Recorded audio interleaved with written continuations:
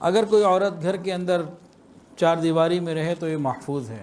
یاد رکھیں جو فیشنیبل لڑکیاں بے پردہ بن کر بازاروں میں گھومتی پھرتی ہیں، ان کے اغوا کے اور ان کے ساتھ مختلف الٹے سیدھے واقعات ہوتے ہیں، اور ہم ان کو اخباروں میں سوشل میڈیا میں دیکھتے سنتے رہتے ہیں۔ جو خود تماشا دکھا رہی ہوتی ہیں لوگوں کو، تماشا بن جایا کرتی ہیں۔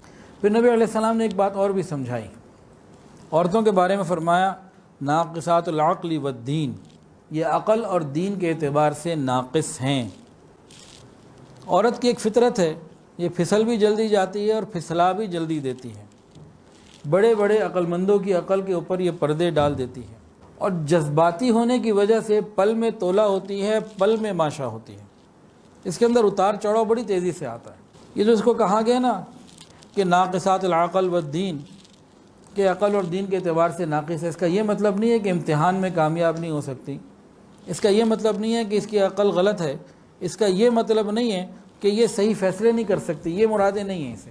اس سے کیا مراد ہے؟ اس سے مراد یہ ہے کہ یہ جذبات جب اس کے اوپر حاوی آ جاتے ہیں، پھر یہ عقل کو، شعور کو، ہر چیز کو پیچھے چھوڑ دیتے ہیں۔ جب بھی اس کے اوپر جذبات حاوی ہو جاتے ہیں، مثال کے طور پر کوئی نوجوان بچی ہے، اس کو کوئی لڑکا پسند آ گیا، اب وہ ماں باپ سے کہہ رہی ہے میری اس سے شادی کراؤ۔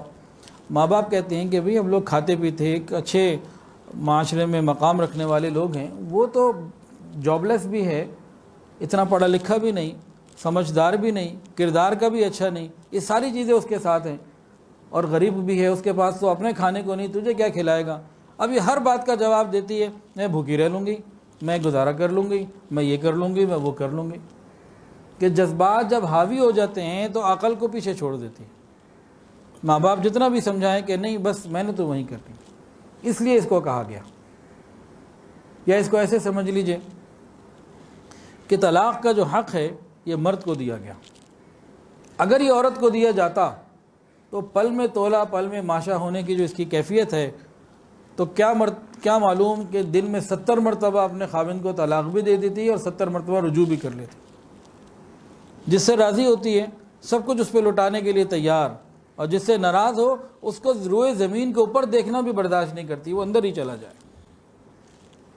ذرا سی نوک جھونک ہوتی ہے، خاوند کی زندگی بھر کی محنت، اخلاق سب پہ پانی پھیر دیتی ہے، تو نے میرے ساتھ اچھا کیا ہی نہیں کبھی، میں نے تو تیرے گھر میں کبھی خوشی دیکھی ہی نہیں۔ بات بات پہ لعنت بھیجنا شروع کر دیتی ہے، اپنے ہی مرنے کی، اپنے بچوں کے مرنے کی دعائیں کرنے لگتی ہے۔ فیشن کی اتنی دلدادہ ہوتی ہے بعض مرتبہ کہ چاہتی ہے کہ جو کپڑا میں ایک دفعہ پہن لوں دوبارہ نہ پہنوں، اور جو میں پہنوں وہ کوئی اور نہ پہنے، میرا سب سے زیادہ جدا ہو۔ کوئی تعریف کر دے تو پھول ہی نہیں سماتی۔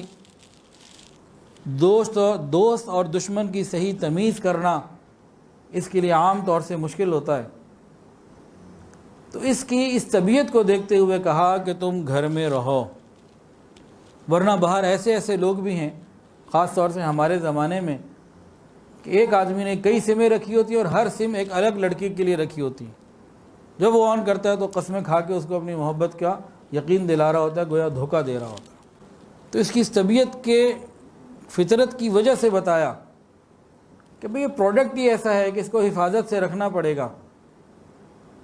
بھئی کوئی بھی آدمی کسی کمپنی میں، فیکٹری میں کوئی چیز بناتا ہے تو اپنے پروڈکٹ کے متعلق پھر تفصیلات بھی دیتا ہے کہ بھئی گاڑی بنائی ہے، یہ پہاڑوں کے لیے بہت اچھی ہے، لیکن یہ والی گاڑی پہاڑوں کے لیے نہیں ہے، یہ رف اینڈ ٹف نہیں ہے۔